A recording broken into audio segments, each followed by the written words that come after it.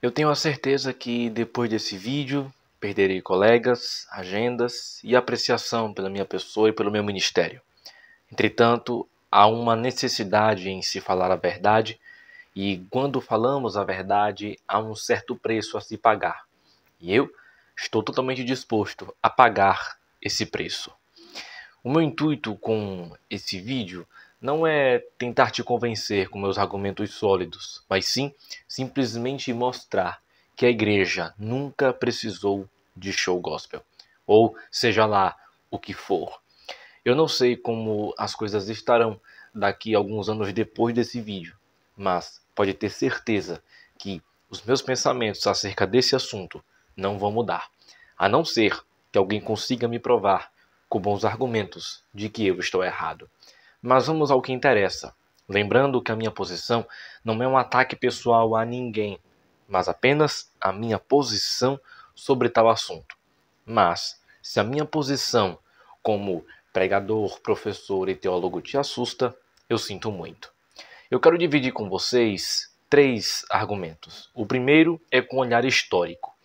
Na história da igreja, antes e depois do primeiro século, nós vemos como era a vida dos primeiros cristãos. Uma vida simples. Eles não frequentavam lugares de entretenimento, como por exemplo teatros, coliseus, arenas ou hipódromos.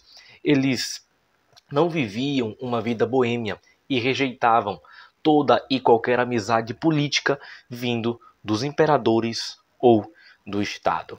Ao invés de participarem de algum tipo de entretenimento, eles eram perseguidos justamente por causa disso, porque esses lugares na época eram frequentemente associados à adoração a homens ou a deuses pagãos e práticas pagãs. O que acontecia na verdade é que os cristãos, eles que eram alvo de chacota e feitos de atração para o público romano. O público via os cristãos como uma ameaça, como uma superstição perniciosa e que deveriam ser eliminados a qualquer custo. Os primeiros historiadores da igreja, da época da igreja, Eusébio de Cesareia, Tácito, Lactâncio e entre outros, eles registraram detalhes chocantes sobre os primeiros anos da igreja primitiva. A seguir, eles registraram: eles eram dilacerados, suas peles eram arrancadas em carne viva, enquanto ainda podiam respirar. Bebês recém-nascidos e famílias inteiras eram devoradas por leões, tigres, ursos e leopardos. Cristãos eram feitos de postes de iluminação para o jardim do imperador Nero e para as ruas de Roma. Eles eram crucificados e cremados ali mesmo, enquanto louvavam a Deus. E hoje a igreja fez amizade com o sistema de Nero. Hoje a igreja, que antes era alvo de entretenimento, hoje ela faz o seu próprio entretenimento. Em segundo lugar, nós temos o olhar teológico. Na Bíblia Sagrada, Deus nunca precisou de grandes eventos para promover a sua vontade, muito menos para realizar a sua vontade. É uma possibilidade. Ele pode, sim, mas ele não precisa e nunca precisou.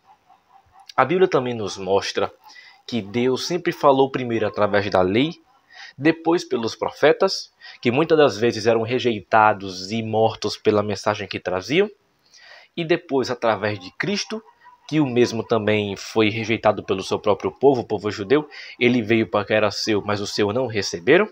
E ele falou também através dos apóstolos, que outrora também foram martirizados pela proclamação do evangelho. E atualmente, Deus fala através da sua palavra escrita. Deus pode falar através de um grande evento, mas ele não é obrigado. Possibilidade não é regra. Além disso, a Bíblia também deixa claro, a Bíblia e a história deixam claro que a igreja sempre permaneceu longe de artifícios mundanos e profanos. Hoje, substituem a palavra por atrações, por entretenimento, baladas gospel e entre outras coisas piores que eu não posso citar nesse vídeo. Como diz a palavra de Deus, Tiago capítulo 4, versículo 4. Adúlteros e adúlteras, vocês não sabem que a amizade com o mundo é inimizade com Deus? Quem quer ser amigo do mundo constitui-se inimigo de Deus. 1 João 2, versículo 15. Não ameis o mundo, nem o que há no mundo. Se alguém ama o mundo, o amor do Pai não está nele. E por fim nós temos uma posição pessoal minha. Quando havia sido anunciado que o evento foi remarcado para sábado e domingo, no dia 22 e 26 de novembro, me causou uma certa curiosidade e preocupação.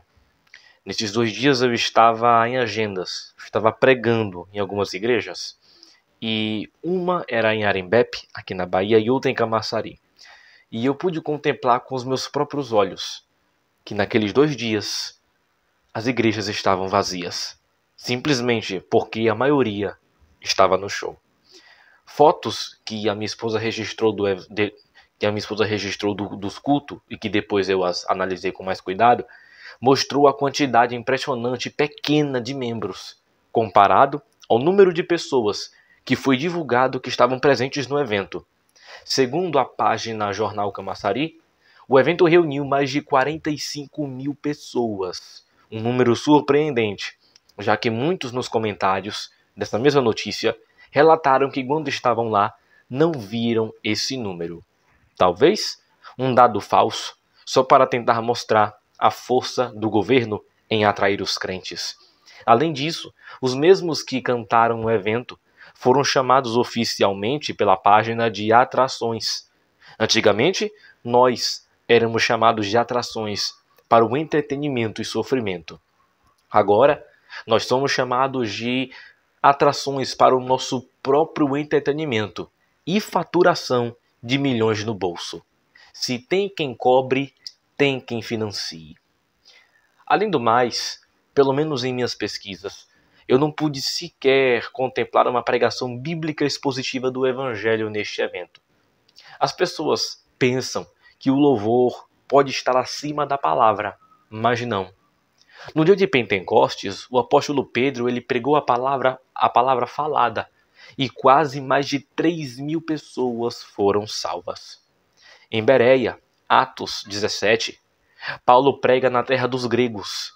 E aí, enquanto Paulo pregou a palavra falada, os bereanos, com as escrituras abertas na mão, conferiam para ver se de fato era assim. E no final, a Bíblia diz que tanto homens quanto mulheres se converteram ao Evangelho.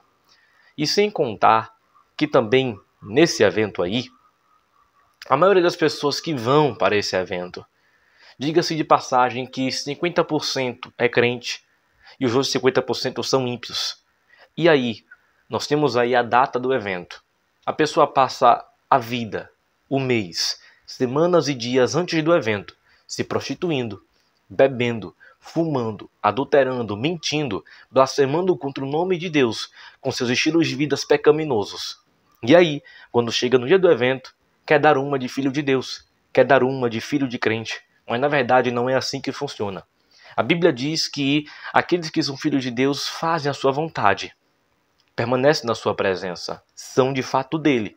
Mas aqueles que não são filhos de Deus são meras criaturas. Essas pessoas levam a vida profana. E aí, num simples dia de entretenimento gospel, elas fazem um papel de adoradores. Bom, num dia, elas estão lá, cantando hinos a Jesus. Mas quando saem do evento, elas vão continuar nas suas vidas de promiscuidade, prostituição e blasfêmia. Mas e se alguém se converteu nesse evento? Será mesmo que a conversão deste será firme? Jesus disse que aquele que ouve e guarda suas palavras é como alguém que constrói a sua casa na rocha. Será que estão construindo suas casas na rocha ou na areia? Para qual igreja foram direcionados a congregar depois dessa tal conversão? Qual foi o texto lido e aplicado biblicamente naquele evento? Para quem ama e zela pela sã doutrina, isso gera muita preocupação. E aí nós chegamos à conclusão. Mas enfim, esses foram os meus argumentos de posição pessoal. Se você tem algum comentário, por favor lembre de usar argumentos sólidos e lógicos.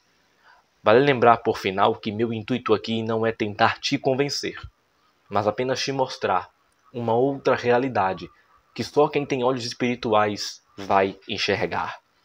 Se algum dia eu achar que estou errado, eu voltarei atrás. Mas se não, manterei firme minha posição. Que Deus te abençoe e até a próxima.